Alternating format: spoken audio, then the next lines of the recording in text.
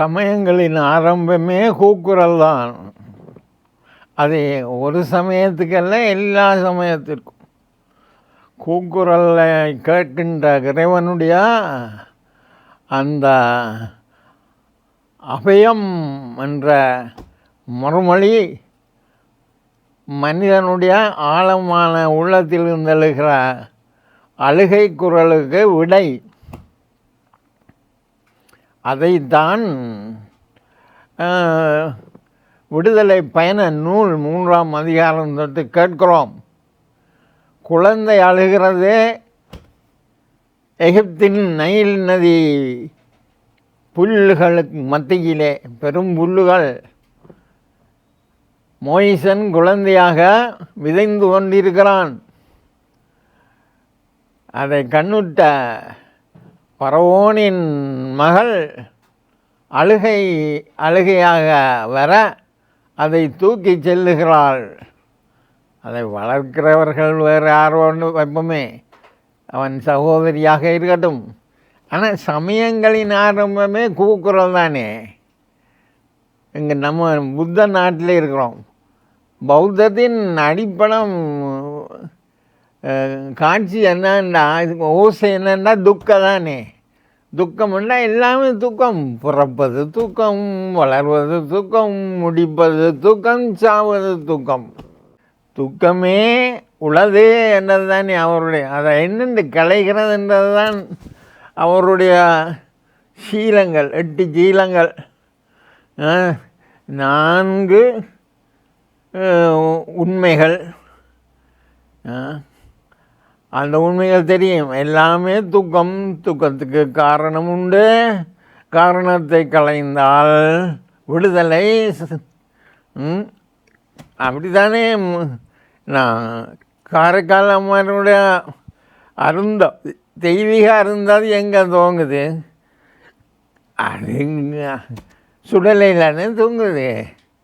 அங்கே ஆவிகள் ஆடுகின்றன, சிவனும் ஆடுகிறான். எத்தனை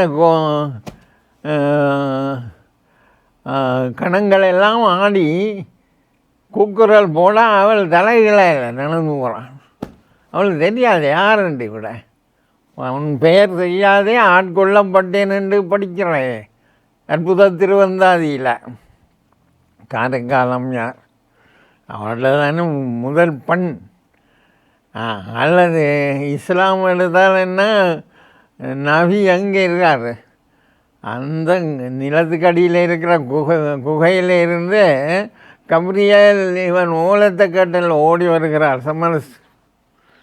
அப்படிதான் எல்லாருடைய அனுபவங்களின் அடிப்படையை தான் ஒன்று திரட்டி புரட்டி யாத்திராமன் சொல்லுகிறது. மோய்சா, எகிப்தில் என் மக்களின் கூக்குரலை, அழுகை குரலை கேட்டேன் நான், எனவே இறங்கி வந்துள்ளேன். நீ போய் என் மக்களை பாலும் தேனும் பாய்ந்தோடுகின்ற புதிய பூமிக்கு கூட்டிகிட்டு வான்றான். மொய்சன் என்ன சொல்கிறான்? ஐயா, அவனை பேரண்டே எனக்கு தெரியாது. எகிப்தில் வளர்ந்தவன், எகிப்தின் சாம்ராஜ்யத்தின் தளபதியாக இருந்தவன் நான். உன் பேர் தெரியாது சொல்லையான. அவனுக்கு முதல் வாரதே எல்லாம் இல்லைண்டா. அங்கே கணினிய தெய்வங்களின் முதற் சொல் இல்லைன்னா வெளிச்சம்.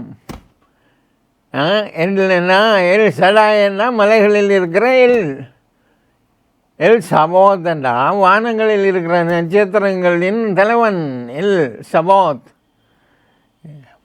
மாதாவுக்கு தேவதாக்கி வந்தவன் என்ன சொல்கிறான்? கௌரியல் சொல்கிறான் எல் ஓஹிம் என்ன, வெளிச்சத்தின் வெளிச்சமான இறைவன். ரைட். அவரோட அந்த கூக்குரலை கேட்குற இறைவன் சும்மா இருக்க மாட்டார், இறங்கி வந்துடுவார். வந்து என்ன கேட்குறார்? எல்லாரும் வலிக்கிட்டே எகிப்திலேருந்து வலிக்கிற முடியுமா?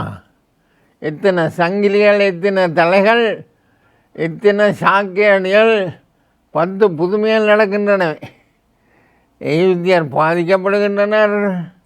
இஸ்ராயேல் தம்பி பிழைக்கிறானே, அவனுக்கு புண்வாரை இல்லை. அவனுக்கு கொசு கடிக்கிற இல்லை, அவனுக்கு எதுவுமே நடக்காது. எய்திய சாகிறான். 10ஆம் கற்பனையில் எய்திய தலைச்சன் பிள்ளைகளே செத்து மடியுது, இவன் சாகிறான் இல்லையே. ஏன்? பாஸ்கா ஆட்டுக்குட்டியின் இரத்தத்தை அவன் தன்னை கொட்டிலின் தலைவாசலில் பூசிக்கொள்கிறான்.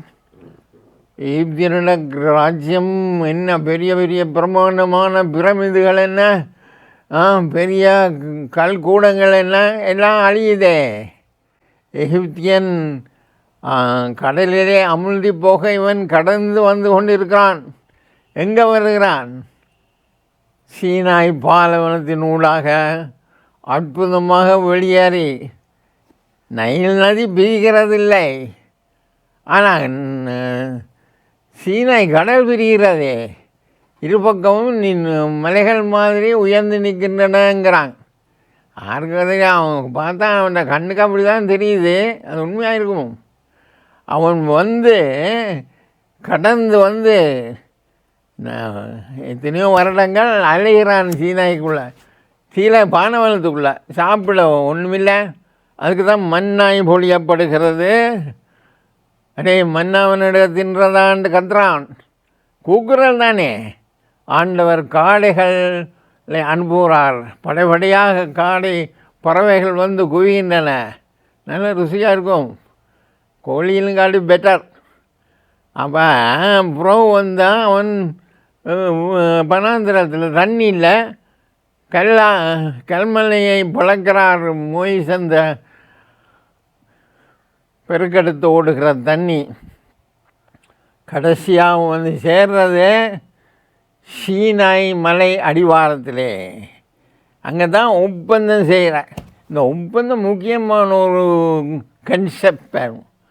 ஒப்பந்தம் இல்லாமல் ஒன்றும் இல்லை, ஆண்டவரோடு ஒன்றும் செய்யலாது. 10 கற்பனை எடுத்து கற்பாறைகளில் வரைந்து போட்டு நீட்டி விடுகிறார்.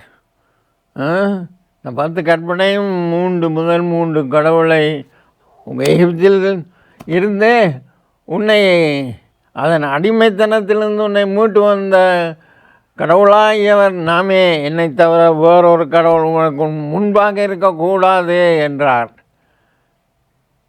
அடுத்ததெல்லாம் மனிதனை பற்றிய தாய் தகப்பனை துவங்கி காமங்களவு, பொருளாசை, மண்ணாசை எல்லாம் வந்தது. ஆண்டவருடைய ஒப்பந்தத்தை சொல்கிறதே வெறித்தண்டை சும்மா ஒரு சொல்லில்லை, கல்யாணம், மெய் விவாகம். இஸ்ராயல் மக்கள் இறைவனை மனம் முடித்து கொள்ளுகிறார்கள், முறிக்கலாத பிறகு. அதானே இன்றைக்கு டிவோர்ஸும் சரி வராது, முடித்ததான் ஆண்டவருக்கு முன்னால். சரியோ, அது கோடெக்ஸை பார்க்குறோன்னு என்ன சொல்லலாம் இந்த காலத்தில் திரிச்ச வேலை. ஆனால் முடித்ததான். இல்லாட்டி முடித்து போட்டு 4 மாதத்துக்கு பிறகு டிவோர்ஸ்ன்னு நிற்குதா இல்லை இந்த கோடெக்ஸ் பார்க்குறவர்கிட்ட இல்லையே. அப்போ ஆண்டு சொல்கிறா, மனம் முறிவு முடியாது. யாவேக்கும் இஸ்ராயல் மக்களுக்கும் இடையே இருக்கிற மன ஒப்பந்தம் அது பெரிதுன்னா ஹிப்ரூவில் கல்யாணத்துக்கு சொல்லு. முறிக்க இயலாது, பிரிக்கவும் இயலாது. மனிதன் பிரிக்காது இருக்கட்டுமே, இறைவன் நினைத்ததை இயேசு சொல்லுவார் தானே. அதுவும் கூட கடினத்தினாலே எழுதி கொடுத்துட்டேன்னு சொன்னார். ஆனால் அதெல்லாம் பெரிய செல்லுபடியான செயல் இல்லை. அந்த பெரித்த நினைவூட்ட சாபாத்து 7 நாளைக்கு ஒருக்கா சாபாத்து அனுசரிக்க வேணும், ஓய்வு. மனம் ஒப்பந்தம் வேண்டாம், ஓய்வு வேணுமே, தூங்க வேணுமே. அதன் பிறகு பார்த்தா 7 வருஷத்துக்கு ஒருக்கா சபத்தியர்ன்னு வருது. அதுக்கு பிறகு பார்த்தா 7 49 ஜூபிலின்றாங்க. அது எல்லாம் கொண்டாடுது, சித்தரும் கொண்டாடு, சுவாமியும் கொண்டாடு. அது என்னன்னு தெரியாது. என்னத்துக்கு ஜூபிலி? 50 வருடங்களுக்கு ஒரு முறை எல்லா கடனையும் தீர்க்க வேணும், வாங்கின எல்லாம் கொடுக்க வேணும். யாராப்பா கொடுக்குறான்? அப்போ இதை சொல்கிறது, இதைத்தான் முதல் 5 நூட்களான தோராவிலே சொன்னார். அதன் ரத்தின சுருக்கமாக அடுத்து 18 நூல்கள் இருக்குது தானே, தீர்க்கதரிசிகள் நூல்கள். அதில் 4 தான் பெரிய தீர்க்கதரிசிகள். அது ஐசாயா, எரமியா, டனியல், இசைக்கியேல். அவனே தீர்க்கதரிசிகள் என்ன சொன்னாங்க? டேய், பெரித்த உடைத்தவன் ஆறு, பெரித்தன்னா யாவையின் கல்யாண ஒப்பந்தத்தை உடைத்தவன் ஆறு, கையொத்த தண்டனை வருது தானே. அசீரிய படைகள், அசீரியரையும் விட கொடுமையானவன் பழைய ஏற்பாட்டிலே இருந்ததில்லை. தோல் உரிச்சு போடுவான். வால் பட்டன்றால் சும்மா ஒரு வீச்சிலேயே தலை பறக்கும்.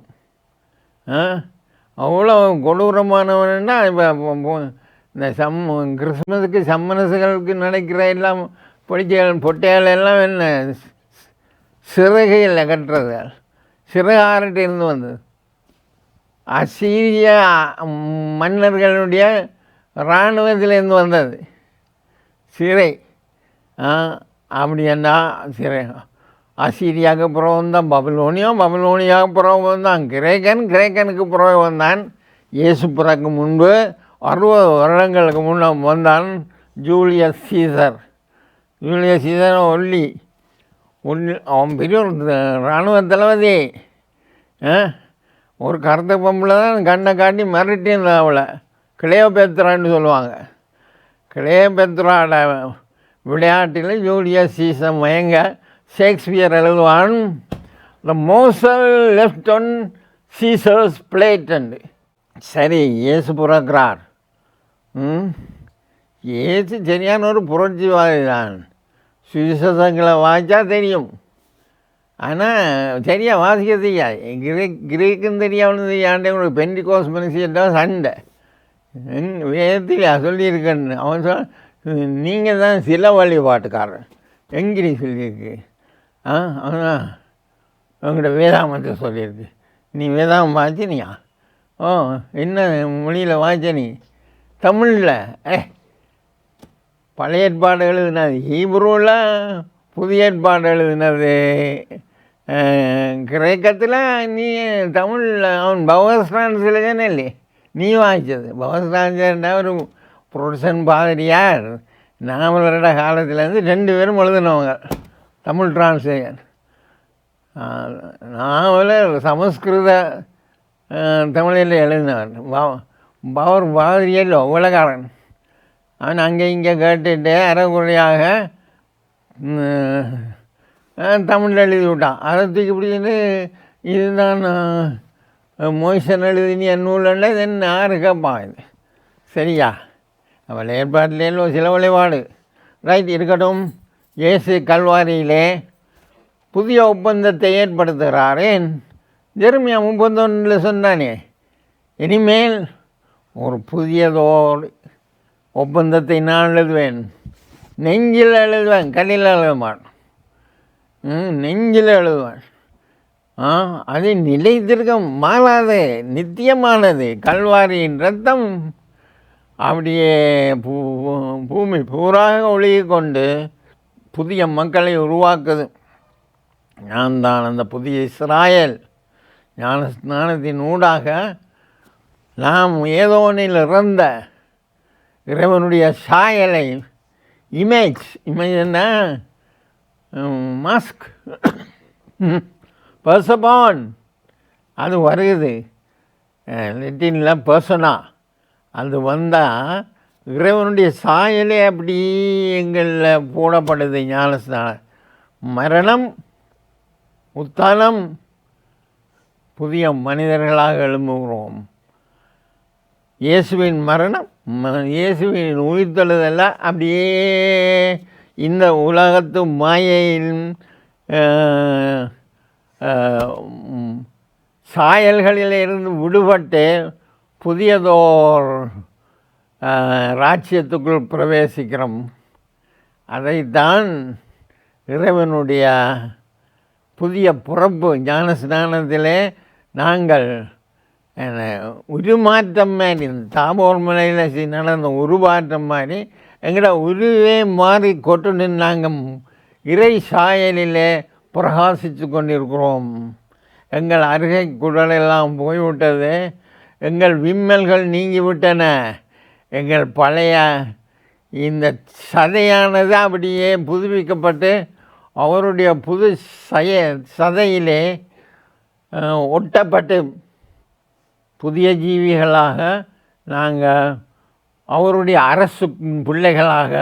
ஆனால் பவுல் 13 அதிகாரங்களில் 13 கடிதங்களில் சொல்லிவிட்டானே வளமையாக. கலாத்தியரில் சொல்கிறான், ரோமரில் சொல்கிறான், கொலோசியரில் சொல்கிறான். ஆவியின் பெரிய பிரகாசம் நிறைந்த பிள்ளைகளாக மாறிவிடுகிறோம். ஆமேன், அல்லேலூயா.